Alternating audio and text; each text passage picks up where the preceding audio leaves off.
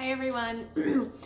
So this is a video on the upcoming research paper. So you'll notice in your syllabus that on 4/13 I have marked down that we were going to have a class discussion on this. So obviously we're not in class, so I'm just going to post a video talking about this specifically. So the due date for this assignment, which is also on your syllabus, is April 27th. So that's on your syllabus. That's been on your syllabus since the first day of class, April 27th. So that's still a little over 2 weeks away. So still plenty of time. I think a few of you have started. I've gotten a couple emails, but I'm assuming the majority of you have not, which is totally fine. 2 weeks is plenty of time to be able to do this. So I want to make sure that we're all clear on the guidelines, which is why I want to go over this. So the first thing is that you'll notice on Canvas, I posted a document and it's titled Research Paper Guidelines. So it should be easy to find. And this is going to go over the majority of it for you, but I'll go over it with you on this video too. Okay, so the first part, if you pull up this document, you'll see the first part says helpful writing tips. So this is important. These are just some really good tips in terms of writing for a science course or a science assignment versus like another class. So if you've ever taken like an English course or history course, the requirements are going to be a little different for a written assignment. The way you're expected to write is going to be a little bit different. So these are just some general guidelines. So I'll go over these with you guys. So the number one, never use the first or second person narrative. So you want to avoid things like I or we or us. Now, when you guys turned in the exams, I didn't mark you down for that because, you know, it's a timed assignment, but this paper is not. And I'm expecting a little bit more from you because it's a research paper. So you really want to not use that type of phrasing. In science, you don't want to say I or we or us because remember that in science, you're trying to be as objective as possible. And so you really want to pull yourself out of the equation.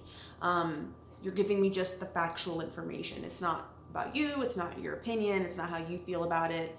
So you'll see that I have some examples of if you're kind of used to saying things or writing in that way, just some ways you can maybe avoid that with going from not using the first or second person. So like just for the first example, it says, I visited another country. You could say the country was visited, something to that effect. There are ways of phrasing it without including yourself in the statement. But also you shouldn't really be including yourself in any of this anyway, because it's a research paper. You're not talking about anything you did anyway. So this should be pretty easy for you guys. Number two, never use quotes. So I know because I've taken these courses like in history or English, you often have to use like quotes, sometimes large amounts of quotes. Sometimes quotes are expected. In science, you do not want to do that. You do not want to use quotes ever.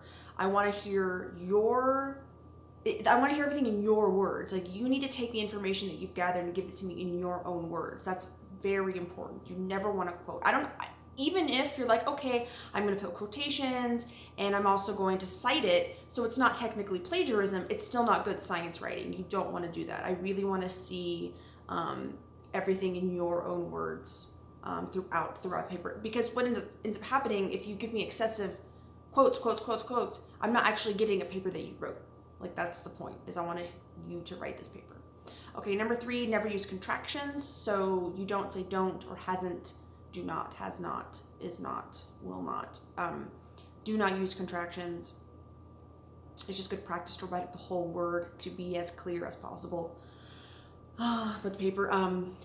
Number four, never use cultural expressions, metaphors, colloquialisms in science writing. So this one's a little harder. I think we tend to overlook these. And even if you proofread and you're like, oh, I think I spotted a couple, I took them out, I changed the way I worded it. Some of these are still going to slip in because we're not used to kind of analyzing our own writing and even the way we speak. We use these all the time.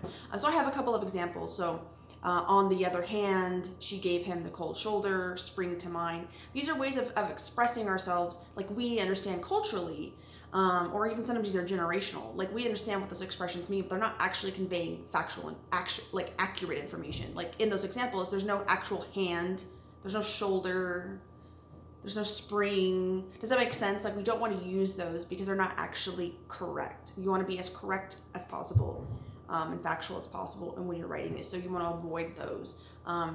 Now, for any of these helpful writing tips that I've given you, if I see throughout, like maybe you had one contraction or there was one metaphor used or something like that, I'm not going to be like F on your paper, of course not.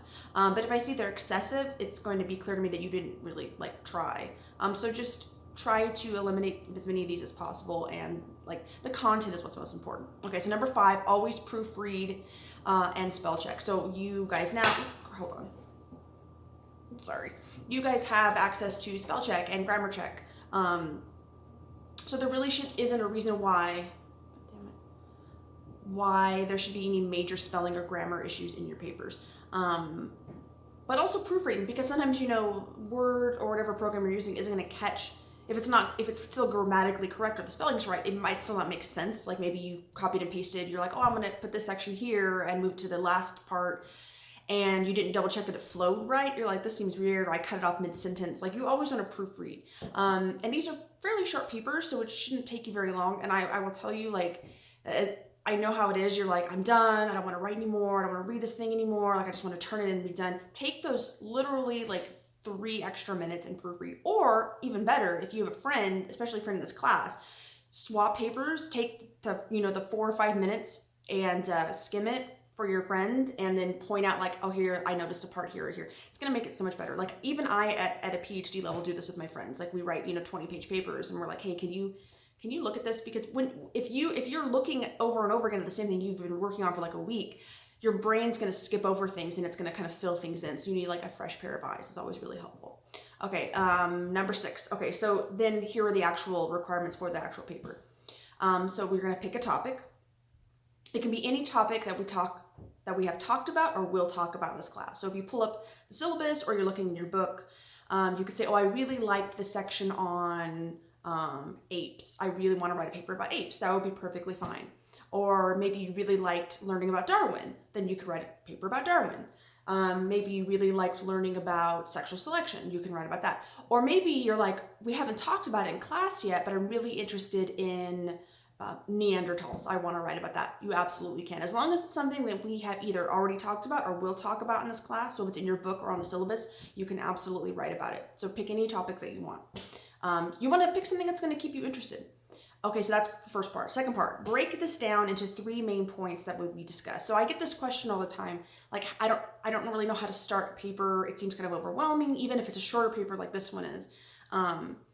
You want to like have a kind of a game plan, and I always find it's easier when I make an outline and I have an idea of like, okay, this point and this point and this point. Okay, it seems less overwhelming when you kind of break it up like that. So I would say, so you have your main topic. Let's say you're picking Neanderthals.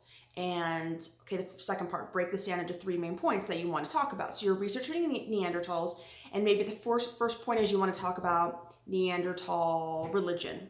And the second part, you're going to talk about Neanderthal language. And then the third part you're going to research is maybe Neanderthal tools. So those are like perfectly fine. So you could say, okay, I'm writing a paper about Neanderthals. I'm going to talk about these 3 kind of general topics. Sounds great so far. And then the next part, create an outline with subpoints used to guide you. So you could start, okay, my paper's going to be about Neanderthals. I have, 1 point, what did I say? Religion, 2nd point language, 3rd point tools. And within each of those, you can even have a couple subpoints. So it's really going to guide how you're going to research this. So you could say, okay, in tools, I want to talk about tools for hunting and tools for making clothing or something like that. For religion, I want to talk about art that they may have associated with religion, or maybe burial practices. So you can make even subpoints in these. And before you know it, suddenly you have like all these points. You're like, boom, boom, boom, boom, boom. Now you just have to do the research. You're like, I've already have a nice flow to this paper. It's not going to be just me starting kind of, rambling on. I already have a nice outline. This is really going to be helpful. And you're going to feel really accomplished just after making the outline. You're like, oh, it's a great outline. Take a break, And then the last part, create a specific and appropriate thesis statement. So this is really important. I'm assuming most of you know what a thesis statement is, and typically my students don't usually have a problem with this, but just to be clear, thesis statements are really important. Basically, when you have your introductory paragraph, it's the standard is it's the last sentence in your introduction. So you're introducing a topic, and at the very end of that first paragraph, that final sentence, you're basically telling the reader, this is what I'm about to discuss. This is what you're about to read. And so for this example paper we're talking about, you could say, Neanderthals, everything from religion to tools to language will be discussed. Or that's not very good, but you get the idea. You want to make it clear, this is what I'm about to tell you as the reader. So the reader already has in their mind, oh, I'm about to hear this point, this point, this point. And also remember, don't use I. I know we're used to saying I will discuss in this paper. Try to word it not that way. Try to take yourself out of it. And then there's some more general paper guidelines for you. So 3 to 4 pages, double space, so not very long. The standard Times New Roman 12-point font. Thesis statement, we talked about that, intro, conclusion. A minimum of 5 peer-reviewed sources. So this cannot be Wikipedia. This cannot be a blog. This cannot be,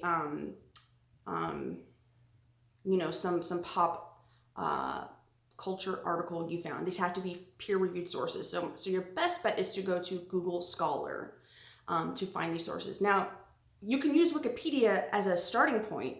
I even do that sometimes because there's often some pretty decent information on there, but you have to follow it up with finding an actual peer-reviewed source. So say you're thinking about Neanderthals, you're like, okay, I'm gonna go to the Wikipedia page on Neanderthals and get a general idea about some general information, and then maybe use the sources that they have used, or then, go into Google Scholar and go from there. So it's a good starting point if you're not really quite sure about your topic. So that's fine, but 5, at a minimum, 5 peer-reviewed sources.